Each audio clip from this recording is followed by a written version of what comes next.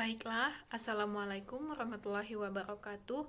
Perkenalkan, nama saya Ola Fiflalia, NIM 2105298, dengan mata kuliah Filsafat Pancasila di dosen pengampu Ibu Susi Fitria Dewi, SS, MSI, PhD. Baiklah, di sini saya akan menjelaskan akan menjawab beberapa pertanyaan dari Ibu untuk memenuhi tugas ujian akhir semester. Berikut yang pertama, menjelaskan tentang definisi filsafat Pancasila dengan mengungkapkan 4 materi. Yang pertama, ada pandangan hidup bangsa Indonesia yang hidup berkembang dalam masyarakat Indonesia.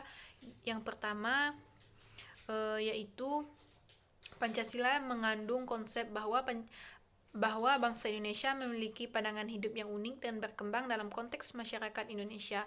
Hal ini mencerminkan keberagaman budaya, suku, agama, dan adat istiadat yang ada di Indonesia. Filsafat ini menegakkan pentingnya menjaga persatuan dalam keberagaman sebagai ciri khas dan kekuatan bangsa. Selanjutnya, yang kedua, sejak zaman dahulu, bangsa Indonesia mengikuti Zat Yang Maha Esa. Yang penjelasannya, salah satu prinsip utama dalam Pancasila adalah keimanan kepada Tuhan Yang Maha Esa. Hal ini mencerminkan nilai-nilai keagamaan dan spiritualitas yang menjadi bagian integral dari kehidupan masyarakat Indonesia. Prinsip ini menegaskan pengakuan terhadap adanya kekuatan yang lebih tinggi sebagai landasan moral dan etika dalam kehidupan bermasyarakat. Selanjutnya, yang ketiga, pengakuan atas kodrat manusia sebagai makhluk individu dan sosial. Filsafat Pancasila mengakui dan menghormati hak-hak asasi manusia serta mengakui bahwa manusia adalah makhluk hidup dan sosial. Hal ini mencerminkan keadilan sosial, kebebasan, dan martabat manusia. Filsafat ini menegaskan bahwa setiap individu memiliki hak untuk mengembangkan diri dan berkontribusi dalam masyarakat. Selanjutnya, Bhinneka Tunggal Ika. Bhinneka Tunggal Ika ini yang berarti berbeda-beda tetapi tetap satu, merupakan nilai dasar dalam Pancasila. Filsafat ini menegakkan pentingnya toleransi terhadap perbedaan dalam segala aspek kehidupan, termasuk perbedaan suku, agama, ras, dan adat istiadat. Prinsip ini mendorong harmoni dan persatuan di tengah keberagaman masyarakat Indonesia. Tradisi musyawarah pada berbagai tingkatan masyarakat. Pancasila menegakkan pentingnya musyawarah dalam pengambilan keputusan di berbagai tingkat masyarakat, dari tingkat keluarga hingga tingkat nasional.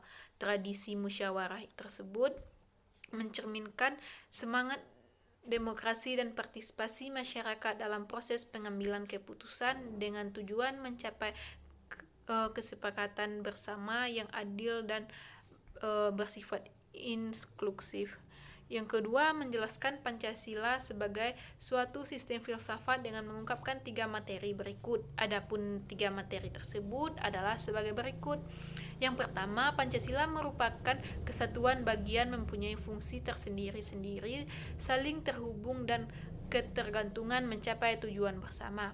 Pancasila terdiri dari 5 sila, yaitu yang masing-masing memiliki arti dan makna tersendiri, yaitu ketuhanan yang Maha Esa, kemanusiaan yang adil dan beradab, persatuan Indonesia, dan kerakyatan yang dipimpin oleh hikmat kebijaksanaan dalam permusyawaratan dan perwakilan. Dan yang kelima, keadilan sosial bagi seluruh rakyat Indonesia. Setiap sila mempunyai peran dan fungsi tersendiri dalam berbentuk dasar, nilai, dan norma bagi kehidupan masyarakat Indonesia. Berbangsa dan bernegara meskipun memiliki fungsi yang berbeda, kelima sila tersebut saling terhubung dan ketergantungan satu sama lain untuk mencapai tujuan bersama, yaitu kesejahteraan dan keadilan bagi seluruh rakyat Indonesia. Pancasila yang bersifat Yang kedua, Pancasila yang bersifat hierarkis dan berbentuk piramidal. Pancasila bersifat hierarkis yang berarti terdapat tingkatan atau hierarki antara sila-sila tersebut. Sila-sila tidak bersifat sejajar, melainkan membentuk struktur yang bersifat piramidal atau hierarkis. Dalam hal ini, keutuhan Yang Maha Esa menjadi fondasi atau dasar dari 4 sila lainnya. Hal ini mencerminkan dan pentingnya nilai spiritual dan kepercayaan kepada Tuhan, landasan moral sebagai seluruh aspek kehidupan masyarakat Indonesia. Sila-sila Pancasila yang selanjutnya, sila-sila Pancasila saling mengisi dan saling mengkualifikasi. Sila-sila Pancasila tidak berdiri sendiri, melainkan saling mengisi dan mengkualifikasi satu sama lain. Artinya, setiap sila tidak dapat dipisahkan satu sama lainnya, yang keberadaan masing-masing sila memberikan kontribusi dalam bentuk karakteristik unik dari Pancasila. Selanjutnya, yang ketiga, menjelaskan makna ketuhanan sila Yang Maha Esa dengan mengungkapkan 4 materi tersebut. Yang pertama, ada materi bangsa Indonesia sejak dahulu kala telah memiliki nilai agama. Bangsa Indonesia dikenal sebagai bangsa yang pluralistik dengan keberagaman suku, bangsa, agama, dan budaya. Sila ketuhanan Yang Maha Esa mencerminkan pengakuan terhadap keberagaman tersebut. Yang kedua, hakikat abstrak tujuan dan realistisnya adalah merupakan berupa nilai-nilai yang datang dari Tuhan. Sila ini menekankan bahwa hakikat Tuhan bersifat abstrak dan nilai-nilai moral yang berasal dari Tuhan menjadi landasan moral dan etika dalam kehidupan berbangsa. Selanjutnya, aspek penyelenggaraan negara, moral penyelenggaraan negara dan tujuan penjabaran dalam tertib hukum Indonesia harus sesuai dengan nilai yang berasal dari Tuhan. Sila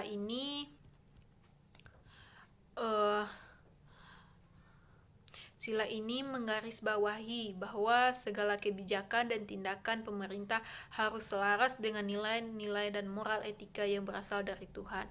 Hal ini menegaskan bahwa negara Indonesia berkomitmen untuk menciptakan ketatanan sosial yang adil, bermoral, dan sesuai dengan ajaran agama yang dianut oleh masyarakatnya. Selanjutnya, negara memberikan jaminan hukum kepada setiap warga negara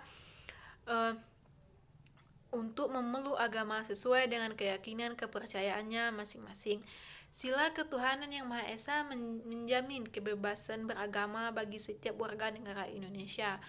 Prinsip ini mencerminkan dalam menjamin hukum yang diberikan kebebasan kepada setiap individu untuk memeluk, mengamalkan, dan menyebarkan ajaran agama sesuai dengan keyakinan dan kepercayaan masing-masing. Adapun pertanyaan keempat, menjelaskan makna sila kemanusiaan yang adil dan beradab dan mengungkapkan 5 materi berikut. Yang pertama, ada hakikat abstrak manusia. Manusia sebagai makhluk Tuhan, sebagai makhluk pribadi, dan sebagai makhluk sosial.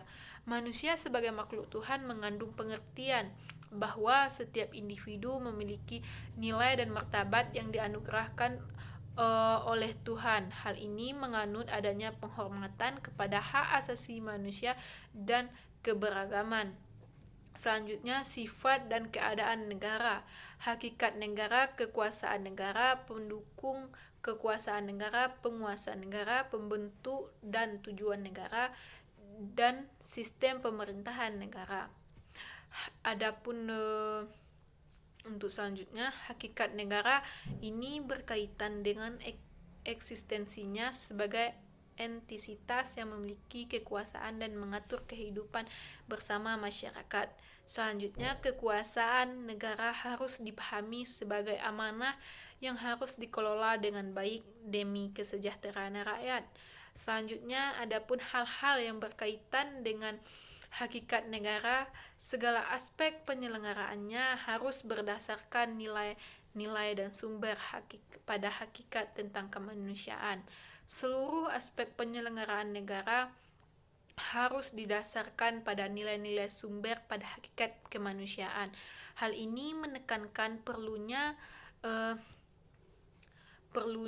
keadilan, kesetaraan, dan penghormatan terhadap hak asasi manusia dalam setiap kebijakan, tindakan, dan kebijakan dan tindakan negara. Selanjutnya, hasil kerjasama akal dan rasa kehendak akan memberi pengetahuan yang benar tentang pembuatan mana yang harus dilakukan. Rasa mengujinya dengan pedoman pada hasrat rasa keindahan, sedangkan kehendak menentukan akan dilakukan atau tidak atas dasar pertimbangan baik buruk secara etis, atas dasar pertimbangan di atas seluruh keputusan yang akan diambil.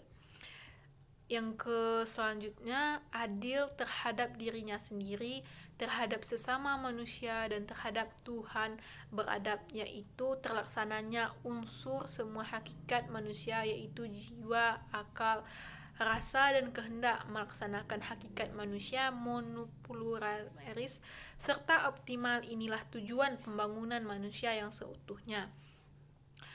Keadilan harus tercermin dalam sikap dan tindakan yang adil terhadap diri sendiri, sesama manusia, dan Tuhan. Ini melibatkan pengakuan terhadap hak-hak dan kewajiban yang harus diemban.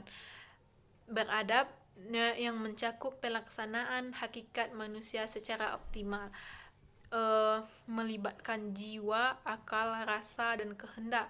Tujuan utama untuk mencapai pembangunan manusia yang seutuhnya yang bersifat monopluralis, menghargai keberagaman dan keunikan setiap individu. Selanjutnya, menjelaskan makna sila persatuan Indonesia dengan mengungkapkan 3 materi tersebut.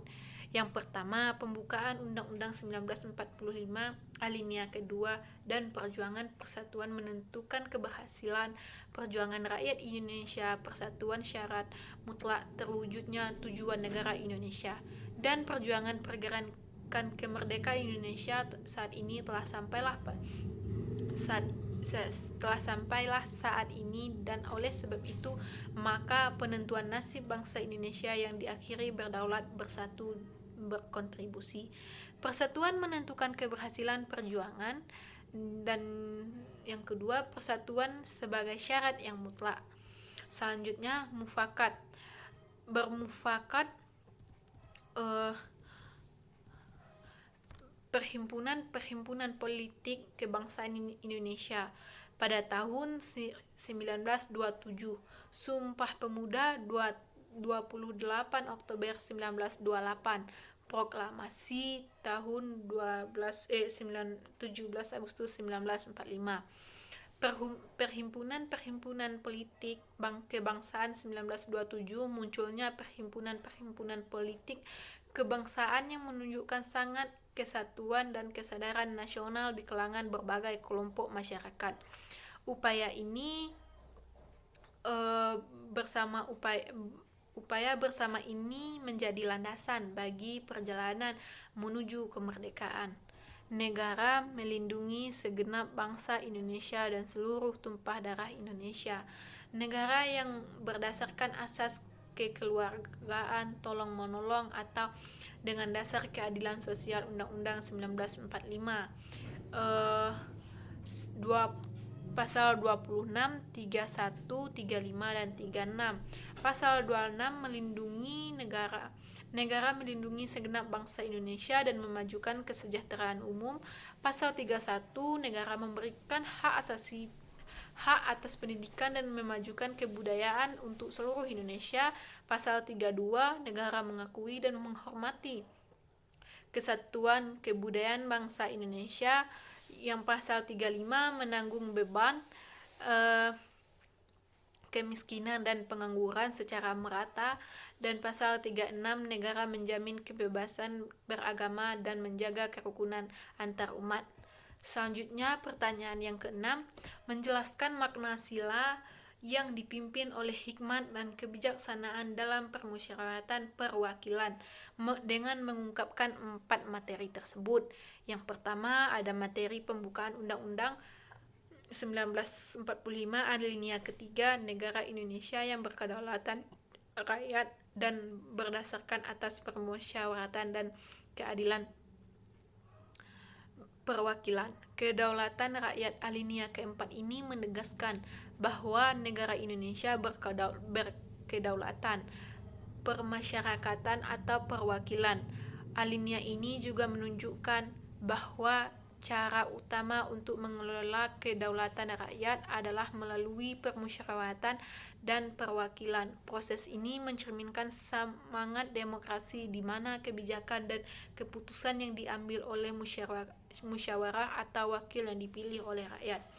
Yang kedua, arti kerakyatan. Satu negara untuk rakyat, seluruh rakyat. Yang kedua, cita-cita kefilsafatan demokrasi, persamaan bidang politik, demokrasi politik dan persamaan dalam bidang kemasyarakatan dan ekonomi untuk mewujudkan kesejahteraan bersama demokrasi ekonomi. Yang pertama, negara untuk seluruh rakyat. Konsep ini menegaskan bahwa negara ada kepentingan untuk kesejahteraan semua rakyat tanpa memandang perbedaan suku, agama, ras, dan kelas. Yang kedua, demokrasi politik dan ekonomi. Selanjutnya, sila kerakyatan menuntut adanya demokrasi tidak hanya dalam aspek politik tetapi juga dalam aspek ekonomi.